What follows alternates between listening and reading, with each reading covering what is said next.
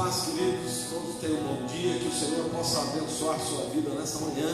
Nós somos a Comunidade Batista Restaurando Vidas e queremos a sua presença, o seu culto junto conosco. Feche seus olhos onde você está. Vamos orar. Pai, nós te agradecemos por essa manhã. Nós te agradecemos, Senhor, porque sabemos que o Senhor está conosco. O Senhor está nesse lugar e o Senhor está ouvindo a oração do teu povo nessa manhã. Muitas igrejas, teu povo está reunido, Senhor. A igreja não parou, nós não paramos, o Senhor não parou. Por isso, bendizemos o teu nome nessa manhã. E que os louvores e que a palavra possa, Senhor, tocar no coração de todo aquele que ouvir. Portanto, ó Deus, derrama da tua unção, da tua presença, do teu Espírito Santo sobre cada um de nós nessa manhã, em nome de Jesus. Amém.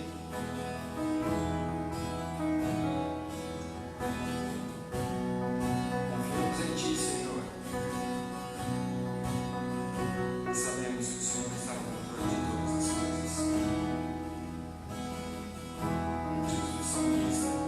Te adoramos por aquilo que o Senhor é, não por aquilo que o Senhor faz. Te adoramos, ó Deus, por a beleza de sua santidade.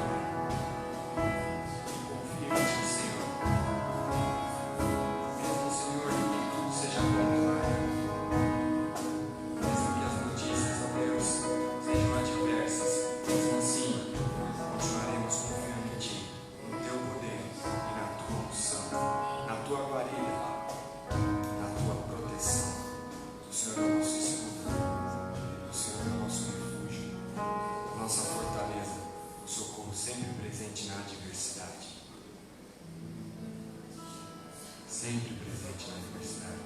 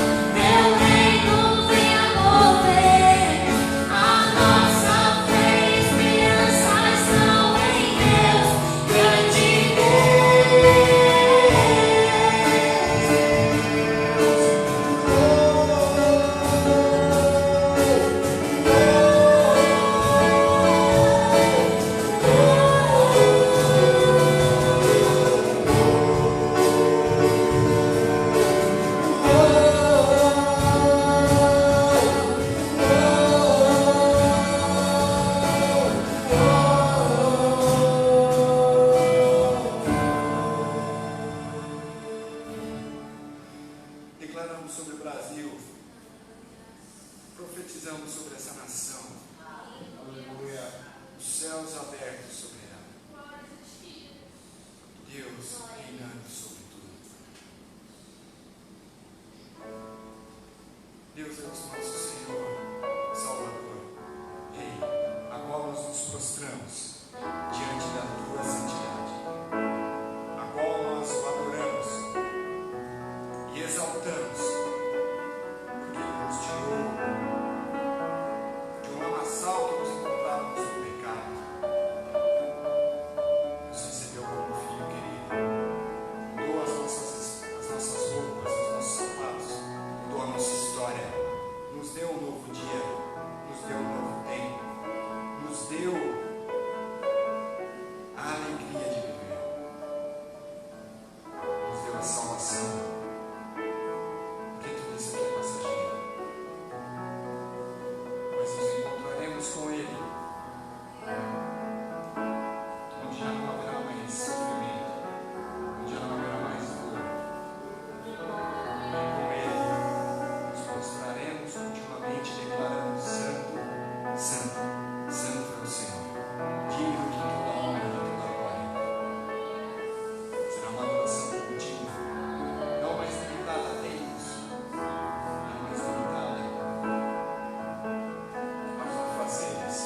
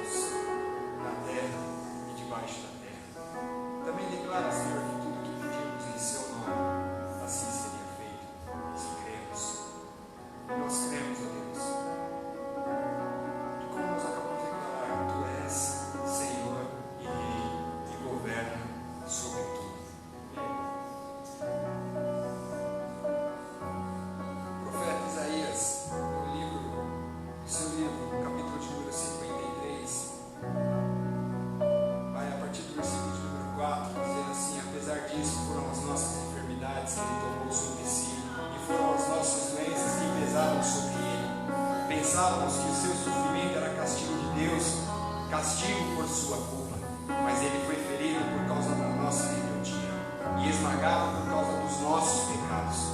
Sofreu o castigo para que fôssemos restaurados, e recebeu açoites para que fôssemos curados. Todos nós nos desviamos como ovelhas, deixamos os caminhos de Deus para seguir os nossos caminhos. E, no entanto, o Senhor fez cair sobre ele o pecado de todos nós.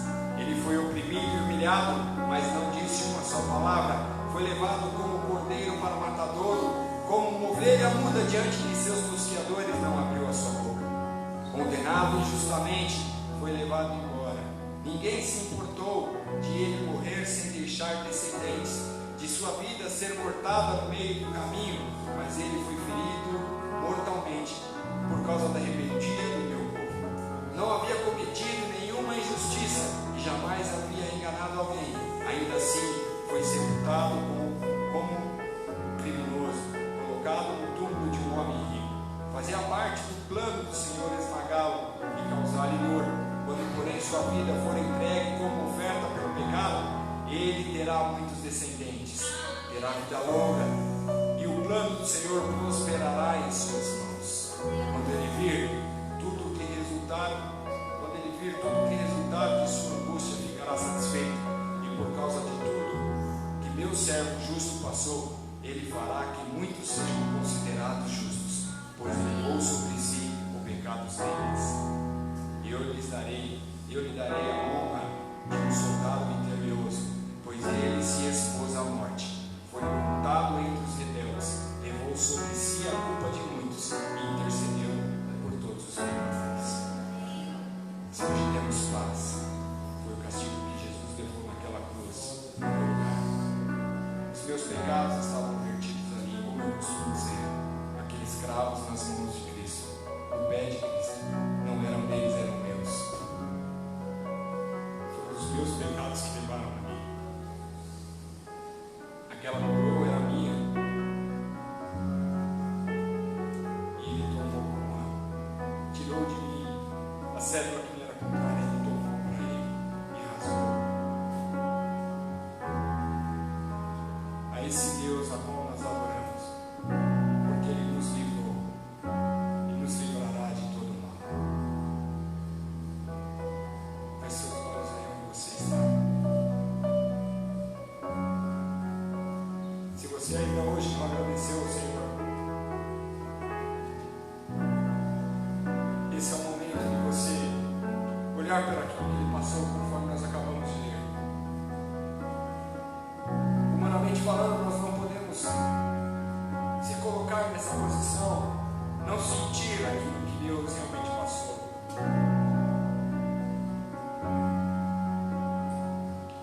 Mas Ele tem assumido a sua culpa, o seu pecado, e vertido ali em que sofreu por mim e por você. Então agradeça a Deus aí onde você está. Agradeça a Deus pela salvação. Agradeça a Deus também pela dificuldade. Agradeça a Deus pela adversidade. Agradeça a Deus pela perseguição. Porque o Senhor é fiel e a sua palavra não volta vazia. Ele prometeu que não haveria tentação sobre nós senão humana, mas também junto com ela veio o escape. Porque Ele sabe até onde nós podemos chegar, até onde nós podemos suportar. Ele é fiel, e Ele age nos nossos dias hoje. Nós te adoramos, a Deus, e te agradecemos, porque sabemos da onde o Senhor nos resgatou, sabemos de onde foi que o Senhor nos alcançou, sabemos de onde foi que o Senhor nos tirou e nos transportou para a sua maravilhosa luz. Deus, em nome de Jesus, o seu nome seja exaltado através das nossas vidas. Que o sacrifício daquela cruz, o sangue vertido ali naquela cruz, estejam sobre nós, nos guardando todos os dias,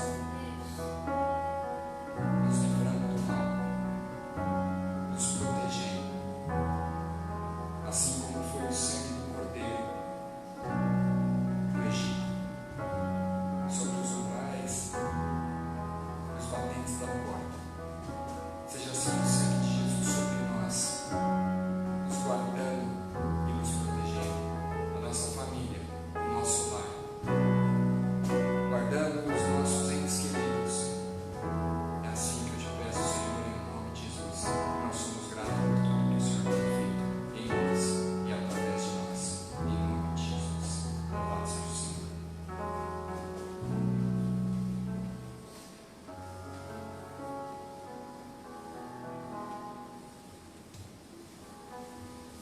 paz do Senhor para todos que estão nos assistindo. Hoje eu tenho a missão de falar sobre dízimos e ofertas. E eu vou falar um texto muito simples e muito conhecido nas Escrituras. Podia falar muitos outros, tem muitos textos que falam sobre dízimo e oferta. Mas eu vou falar um que todos conhecem, que é Malaquias 3, do 8 ao 10. Em Malaquias 3, 8 diz: pode um homem roubar de Deus? Contudo, vocês estão me roubando. E ainda pergunta: como é que te roubamos? Nos dízimos e nas ofertas. 1:9. Você está debaixo de grande maldição, porque estão me roubando. A nação toda está me roubando. Versículo 10. Tragam o dízimo todo ao depósito do templo, para que haja alimento em minha casa. Ponha-me à prova, diz o Senhor dos Exércitos, e vejam se não vão abrir com portas dos céus e derramar sobre vocês tantas bênçãos que nem terão onde guardá-las. Como está escrito aqui na Escritura, não é coisa que eu estou dizendo, não é coisa que o homem diz, mas é coisa que está aqui na Escritura. Tragam o dízimo todo ao depósito do templo. Tragam o seu dízimo, tragam a sua oferta. Pode um homem roubar de Deus? Aqui diz que sim. E como pode um homem roubar de Deus? Pelos dízimos e pelas ofertas. Então, quando deixamos de trazer, de entregar nosso dízimo, estamos sim roubando de Deus. Não é eu que estou dizendo, é as Escrituras. É o texto mais conhecido sobre dízimos e ofertas, que diz: tragam o dízimo todo ao depósito do templo. Vocês estão debaixo de grande maldição. Aqui está escrito. Quando você deixa de trazer, quando você usa o seu dízimo para qualquer outra coisa, e não usa o seu dízimo para trazer na casa do Senhor, como está escrito aqui. E que mesmo nessa situação difícil, que a gente mal pode sair de casa, que a gente estamos numa quarentena, mesmo nesse momento difícil, não podemos deixar de trazer o dízimo e as nossas ofertas.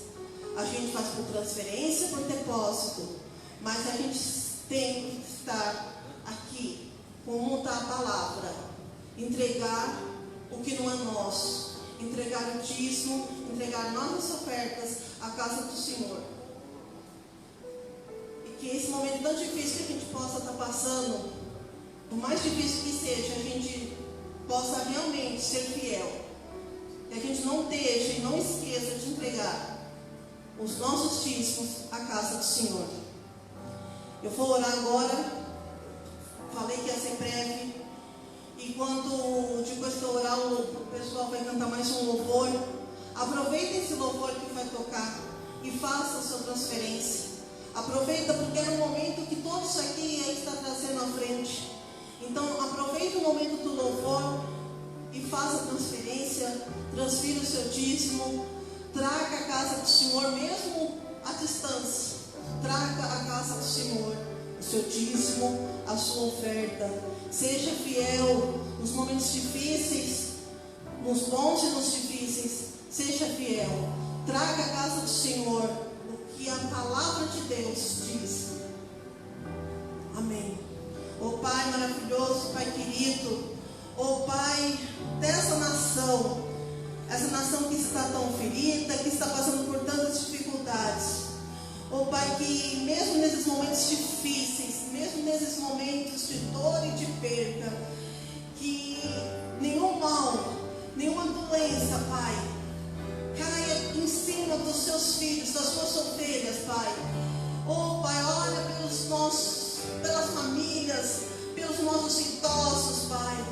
Que cada família, Pai, possa ter um pão em cima da mesa para dar à sua família, para dar aos seus filhos. Que não venha faltar um emprego, que não venha faltar, Pai, a alimentação, que não venha, oh Pai, que toda a família possa ter, Pai, possa ter o que comer, possa ter o alimento, possa ter o seu emprego garantido depois dessa situação tão difícil, Pai. Que cada um, Pai, possa ser fiel a Ti, que neste momento tão difícil,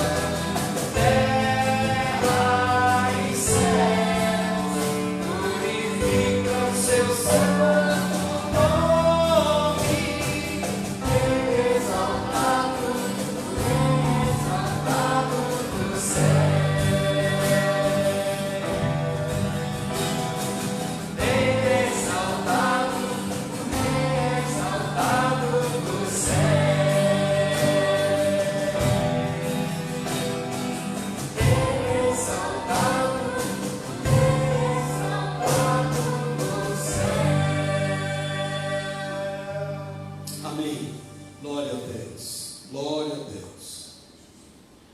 Enquanto nós estávamos aqui nesse período de louvor e de adoração, nós recebemos um pedido de oração por um bebê de 9 meses. O nome dela é Heloísa Cardoso.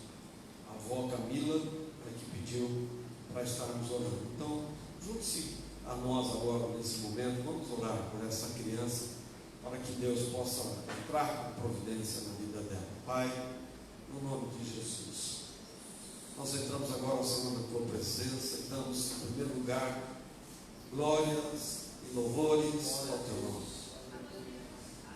Honramos a ti, Senhor, por tudo que tu tens feito, por tudo que tu vais fazer também, Senhor. E agora, Senhor, nós apresentamos a Heloísa, esse bebê de 9 meses. Senhor, a avó, com certeza os pais estão muito preocupados, ó Deus. E nós te pedimos em nome de Jesus, entra com providência agora, Pai.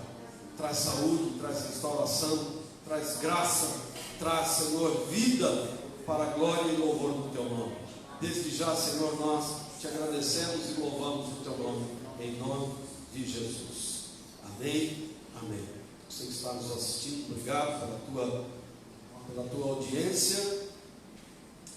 Obrigado por você estar conosco. E eu gostaria de compartilhar com você algumas ideias, alguns pensamentos.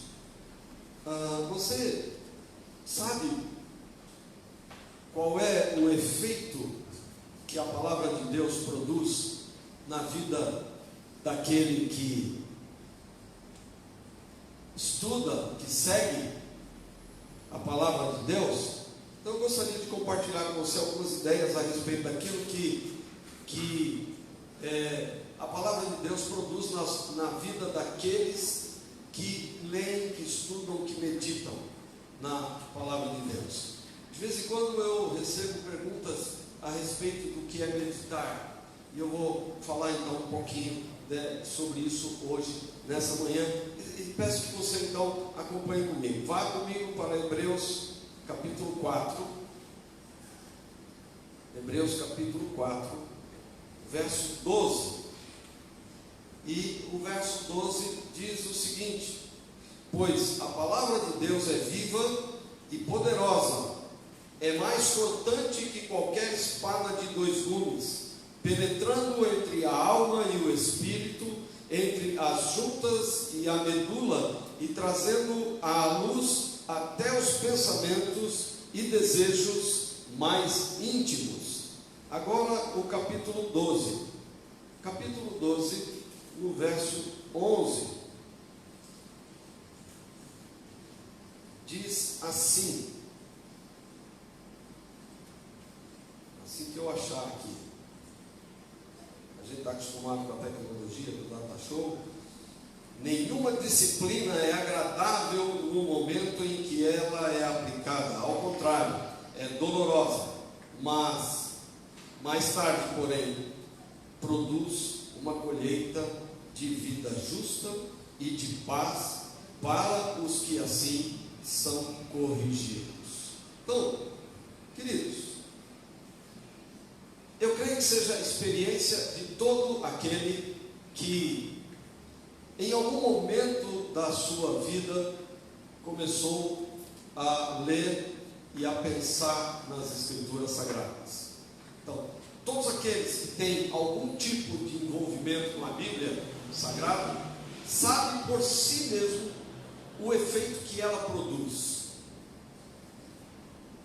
D.L. Moody fez a seguinte declaração: ou este livro me afasta do pecado, ou o pecado me afastará desse livro.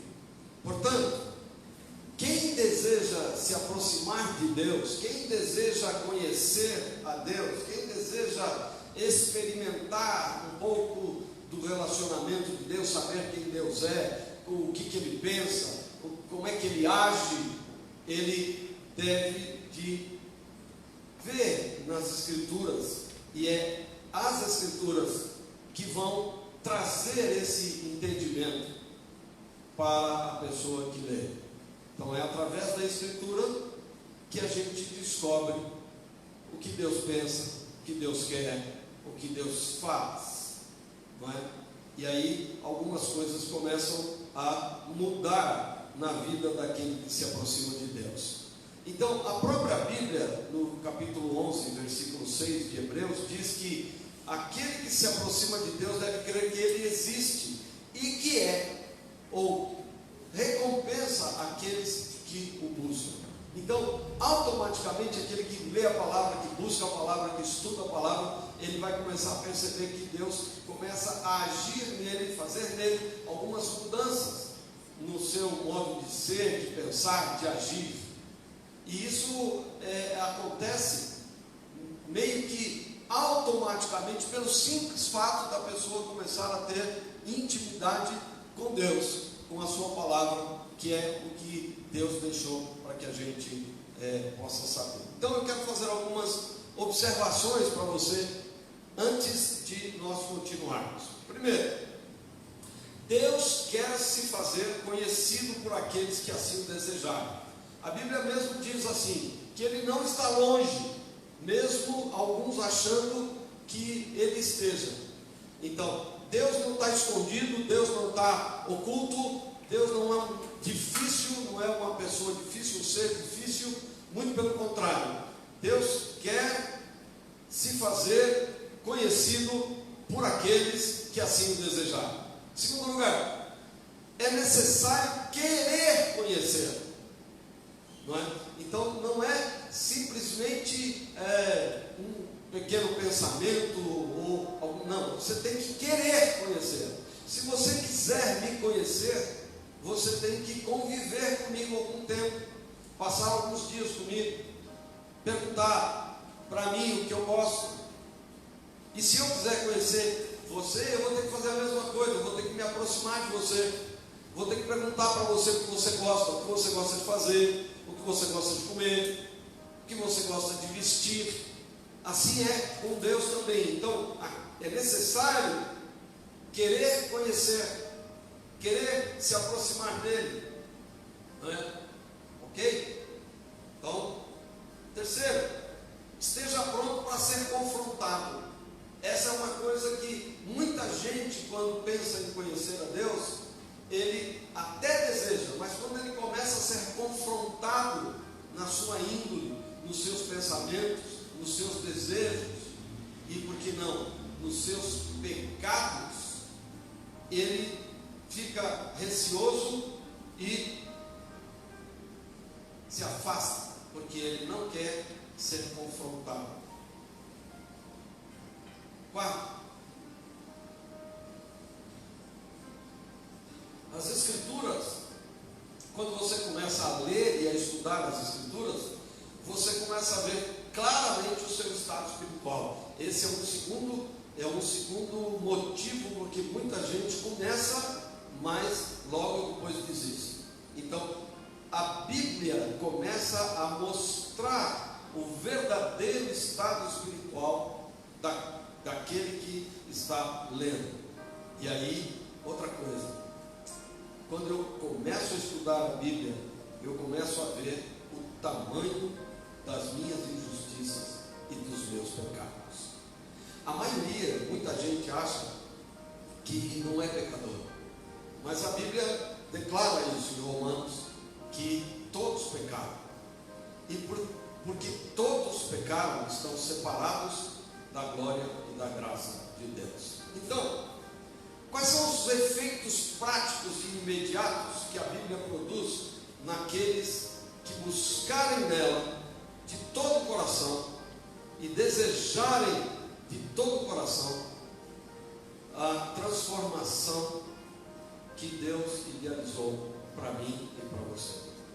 Se Deus quer que eu seja digno, se Deus quer me abençoar, se Deus quer me modificar, não basta que eu me aproxime, eu tenho que deixar que Deus opere as mudanças e as transformações na minha vida. Então, o que é na prática? O que é que a Bíblia faz com aquele que começa a estudar e a consultar as Escrituras, lendo a Bíblia, estudando, meditando nela. Em primeiro lugar, ela aperfeiçoa. A ideia de aperfeiçoamento é a de alguém que pega um material bruto e vai trabalhando esse material, vai trabalhando nele e com ele, de modo que esse material se transforme em algo bonito.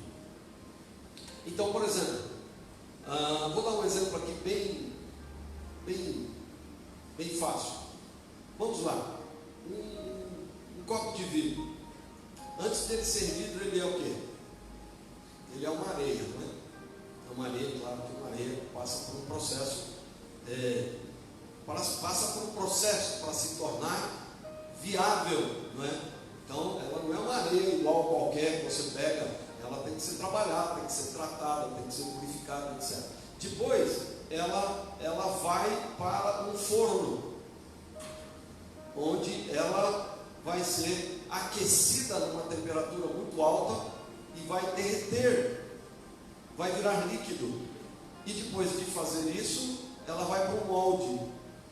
E esse molde, então, é o molde que torna a forma de um copo, por exemplo, que a gente depois vai usar para beber um líquido qualquer. Bem, ela foi transformada a alta temperatura. Se esse objeto não quisesse passar por esse processo, ele não se tornaria um copo. A mesma forma é a Bíblia.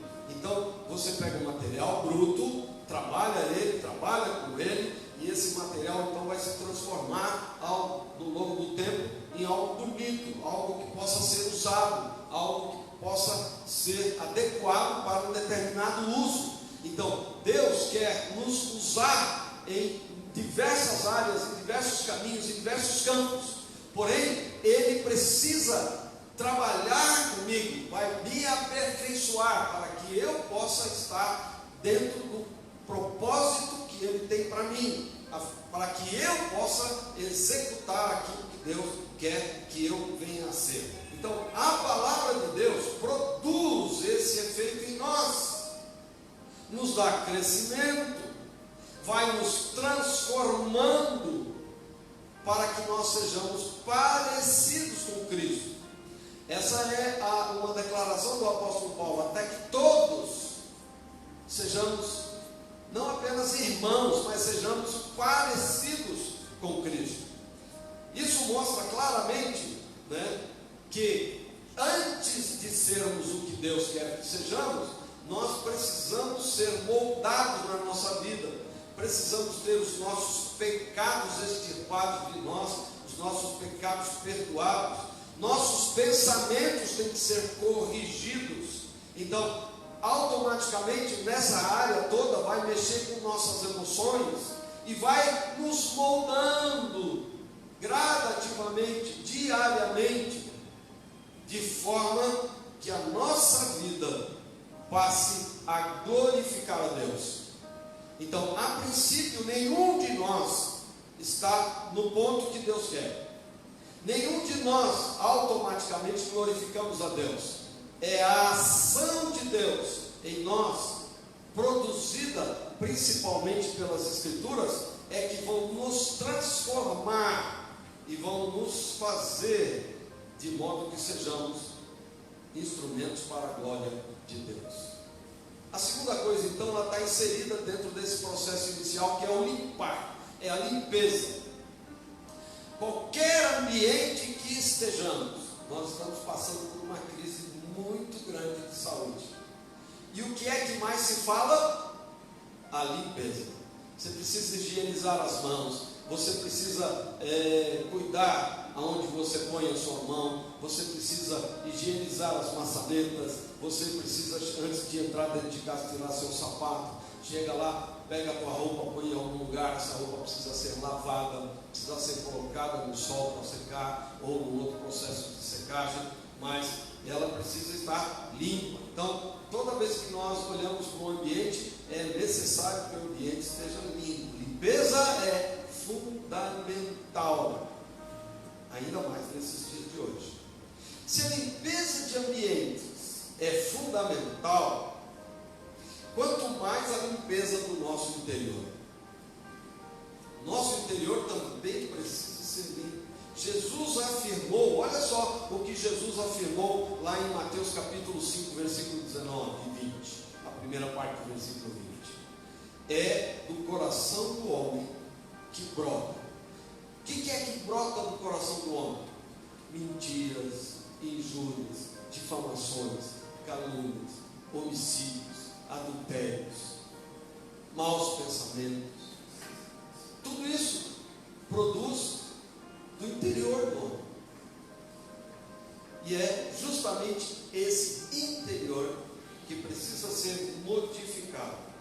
Uma vez que nós somos a morada de Deus, precisamos cuidar da morada dessa casa.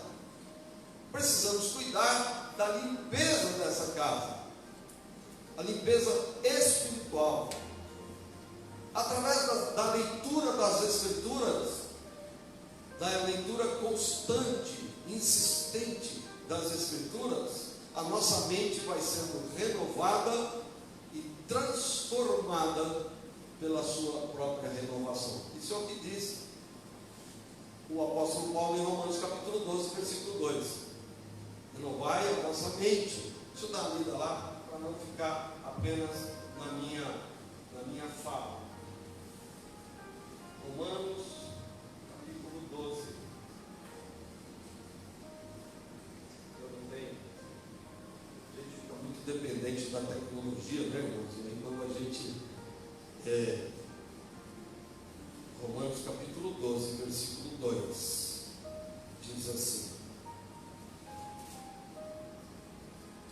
não imitem o comportamento e os costumes deste mundo, mas deixem que Deus os transforme por meio de uma mudança em seu modo de pensar, a fim de que experimentem a boa, agradável e perfeita vontade de Deus para vocês.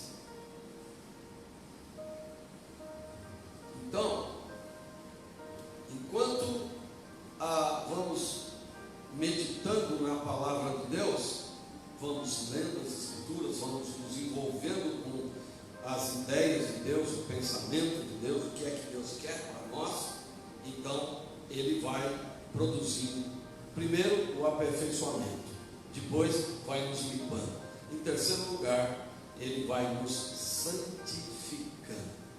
Jesus deixou claro que a palavra de Deus produz uma mudança radical na vida daqueles que se envolvem com ela. João capítulo 17, Evangelho de João 17, versículo 17. Consagra-os na verdade que é a tua palavra. Ou, a tua palavra é a verdade. Quanto mais você lê e estuda a Bíblia, mais você se aproxima da verdade. Então Jesus fez essa declaração: santifica-os na verdade, a tua palavra é a verdade. A ideia é que Deus quer que nós sejamos totalmente consagrados a Ele, para o serviço dele. Ou a palavra santificar, santificação, tem a ideia de dedicação com exclusividade. Então, quando nós olhamos para o processo que acontece conosco, quando nós vamos nos aproximando mais de Deus, é justamente esse. Primeiro, Ele nos molda, nos aperfeiçoa. E depois, Ele nos limpa. Depois, Ele vai nos santificando. O apóstolo Paulo diz que numa casa tem diversos tipos de vasos.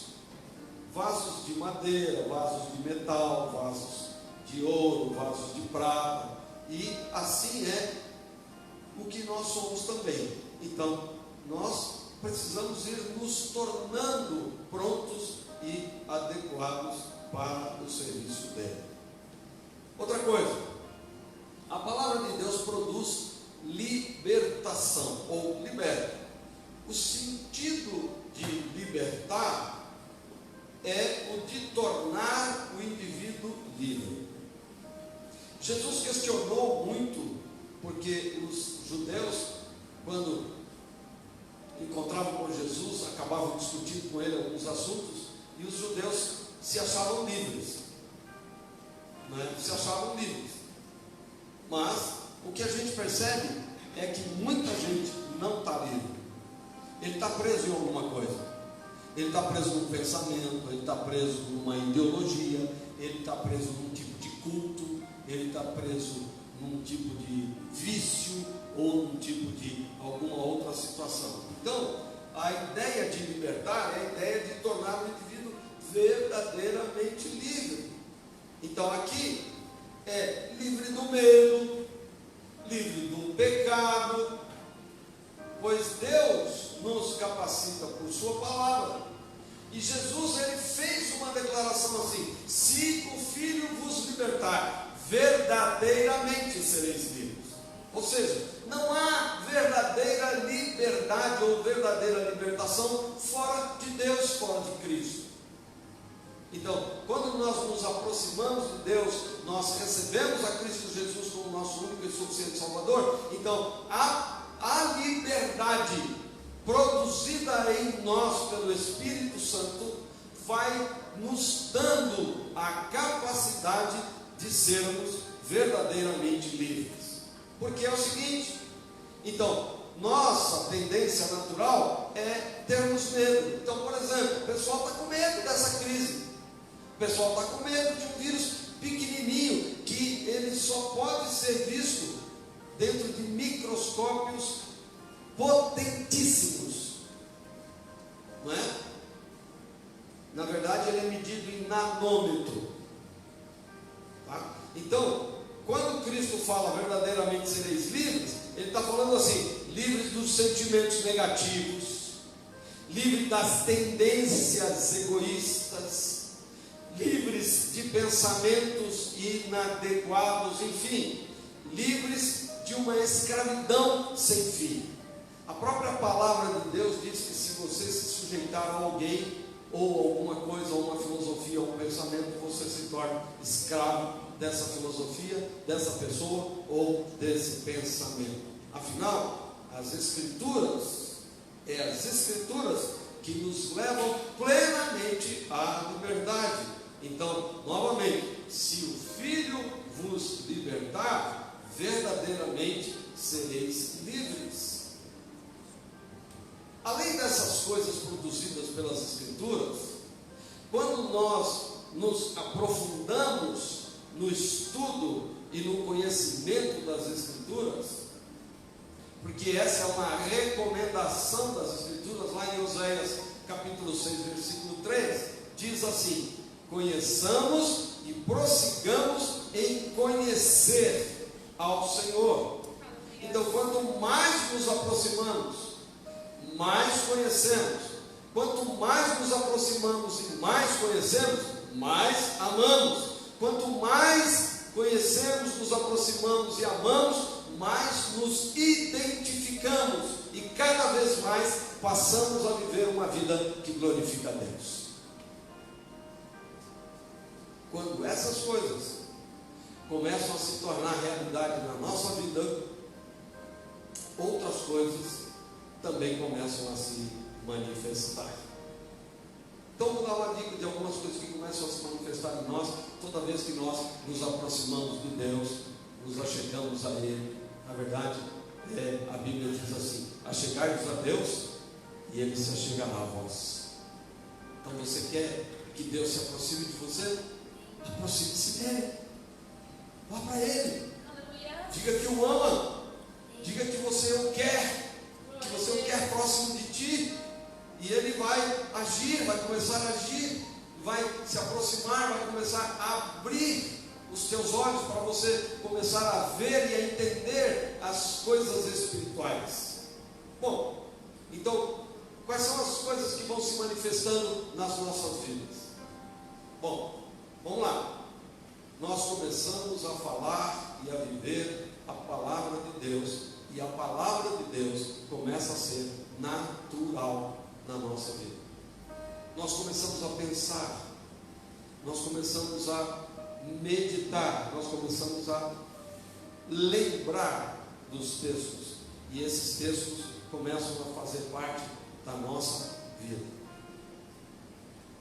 Por exemplo, vou dar um exemplo. Lá no livro de Provérbios, uma das coisas que é dita com muita ênfase, logo no comecinho do livro de Provérbios, é: busca a sabedoria. Busca a sabedoria, que ela é melhor do que prata e ouro, ou de qualquer outra riqueza. Então, as Escrituras. Tem muita gente que negligencia as Escrituras pelo fato de ela ter sido escrita há muito tempo. Mas quando você olha para as Escrituras, você olha para as Escrituras e você percebe que ela é extremamente atual. Está totalmente atual. Então, quando você começa a se aproximar de Deus, a viver de Deus, a pensar nas coisas de Deus, na verdade, esse é o mandamento, um dos mandamentos, né? Pensai nas coisas que são de cima. Então, quando nós começamos a fazer isso, a palavra de Deus começa a se tornar real e natural nas nossas vidas. Agora, amar a Deus, amar a palavra de Deus, meditar na palavra de Deus, não é algo natural e automático. Ninguém nasce com essa propensão, com essa capacitação. Isto é necessário à prática, à insistência. Todo dia, um pouquinho, para que você possa ir aprendendo. E na medida que ela se torna normal para você, então aí sim, algumas coisas passam a ser reais. Terceiro, quem ama e medita na palavra de Deus, passa a ser obediente aos seus ensinos. Quem ama e medita na palavra de Deus, passa a ser obediente aos seus ensinos, às suas diretrizes e às suas normas que são estabelecidas por Deus, descritas nela, nas Escrituras. Ok? Que não adianta nada eu saber ler aqui, que eu não devo de fazer algumas coisas e continuar fazendo. Então, se eu quero me aproximar de Deus, se eu quero agradar a Deus, automaticamente eu tenho que fazer aquilo que agrada a Deus. Ok? Está comigo? Essas mudanças que eu disse, né? Que ela limpa, vamos recapitular? Ela limpa, ela santifica, ela liberta, né? Essas mudanças, elas produzem em nós não apenas um senso de realização, mas torna o cristão bem-sucedido em tudo o que ele faz. Na verdade, essa é uma descrição daquilo que Deus disse para Josué.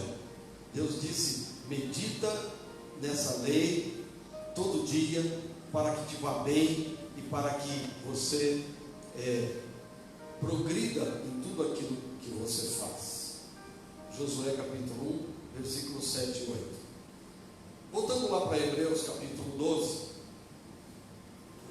Voltando lá em Hebreus capítulo 12, o verso 11 vai dizer que ela é como uma espada, mas ela também diz aqui no começo do versículo que nenhuma disciplina é agradável no momento em que ela é aplicada. Então, quando você começa a estudar a Bíblia, quando você começa a se envolver com a Bíblia, no começo é muito difícil. No começo ela é muito desgastante. Eu diria que no começo ela provoca assim um sentimento de que você não está entendendo nada, não está produzindo nada, né? Inclusive a gente tem alguns livros da Bíblia que realmente são difíceis de a gente entender a princípio. Então, a minha experiência como pastor é que muita gente, quando se converte e aprende que tem que ler a Bíblia, ele quer ler logo o livro de Apocalipse. Não tem problema você ler o livro de Apocalipse. É que o problema é que para você entender bem o livro de Apocalipse, você precisa entender bem outros livros das Escrituras. Então, tem coisas que estão no Apocalipse que foram ditas por Daniel, por Isaías, por Jeremias, por Ezequiel. E se você chega lá de cara em Apocalipse, tem coisa que você não tem referência. Eu vou dar um exemplo. Você entra na escola e aprende as primeiras letras. O que você aprende? Primeiro você aprende o alfabeto, né? Aliás, você aprende as vogais, né? A, E, I, O. Depois você vai aprender os números, né? 1, 2, 3, 4, 5, 6, 7, 8, 9, 0. Com essa base do alfabeto, das vogais e desses 10 numerais, você tem toda a capacitação suficiente para você fazer as contas mais difíceis. As contas mais difíceis você faz usando apenas 10 numerais. Não é verdade? Bom, agora, os primeiros dias de aula são fáceis? Não. Você aprende a ler no primeiro dia? Não. Você aprende esses números no primeiro dia? Você sabe como é que faz multiplicação nos primeiros dias? Não. Como é que faz divisão? Não. Tem muita gente que depois de muito tempo na escola não sabe dividir ainda, né? Não sabe multiplicar direito ainda. A mesma coisa tem as Escrituras. Para você entender, você precisa se envolver, você precisa se aprofundar, você precisa buscar superar os seus próprios limites e as suas próprias limitações. Temos então a declaração de que a disciplina não é algo prazeroso no início, mas aqueles que se deixam exercitar pela disciplina, lá na frente, vão colher os frutos desse exercício. Né? Nesses tempos de live, tem muita gente apanhando. Eu quero dizer para vocês que o meu primeiro culto domingo passado, pela internet, não foi tão simples. Foi muito complicado, bastante difícil. Agora, na quarta-feira, eu tive outro culto, também live. Hoje está um pouquinho mais fácil. É assim que a gente vai crescendo e vai ampliando, não é? Então, Jesus declarou que tudo é possível para aquele que crê. Mas eu tenho que querer, eu tenho que desejar, eu tenho que permitir que Deus faça as mudanças e as alterações que Ele quer. Eu tenho que me sujeitar a Ele. A Bíblia recomenda isso: sujeitai-vos, pois, a Deus. Então eu tenho que ir diante dele, tenho que me sujeitar a Ele, e Ele então vai agindo e produzindo as mudanças que são necessárias na minha vida. Bom, eu quero terminar, mas antes de eu terminar, eu quero fazer uma pergunta para você. Você quer se aproximar de Deus verdadeiramente? A palavra de Deus diz que Jesus declara: eu sou o caminho, a verdade e a vida. Ninguém vai ao Pai se não ser por mim. E como é que eu conheço Jesus? Como é que eu me aproximo de Jesus? Pelas Escrituras. Então, busque a Deus, submeta-se a Ele, dependa dEle, permita que Ele vá fazendo as mudanças e as alterações na sua vida que Ele quer para você. Amém? Espero que você verdadeiramente queira saber mais de Deus. E quando você pegar as Escrituras e começar a estudar a Bíblia, você vai ver que Deus vai fazendo a transformação que Ele quer na sua vida. E daqui a algum tempo, 6 meses, 7 meses, você vai olhar para você e vai ver que você é uma pessoa completamente diferente. Você já não é mais aquele homem, aquela mulher. Você vai ver que os seus pensamentos começaram a ser alterados. Você vai começar a ver que algumas coisas vão deixar de ser prioridade na sua vida e outras vão passar a ser prioridade na sua vida. Então, em nome de Jesus, que a bênção do Senhor possa estar sobre a sua vida. Eu quero orar por você nesse momento. Então, você, feche os seus olhos aí, se você puder. Ponha a mão no seu coração. E eu vou orar por você nesse instante. Pai bendito, no nome de Jesus, a tua palavra que é viva e eficaz e é mais cortante do que espada de dois gumes, e ela que vai até a divisão da alma e do espírito, possa, Senhor, tocar na vida daqueles que estão nos ouvindo nessa manhã. Que a tua graça e a tua misericórdia seja derramada sobre eles.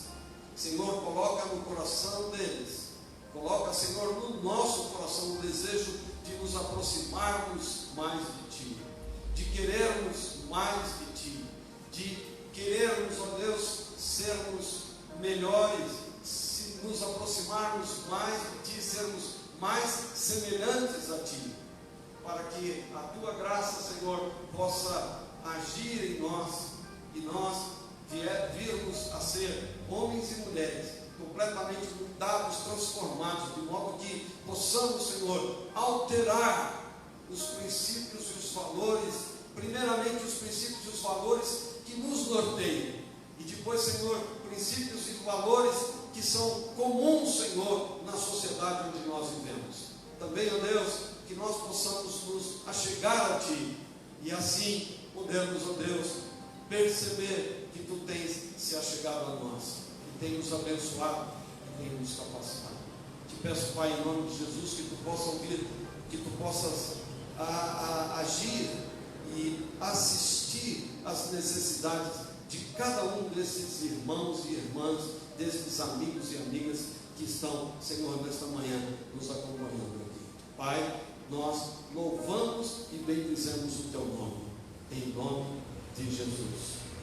E que o amor de Deus o Pai e a graça de nosso Senhor e Salvador Jesus Cristo, as bênçãos e as consolações do Espírito Santo estejam sobre todos nós, hoje e sempre. Amém. Amém. Obrigado. Deus te abençoe.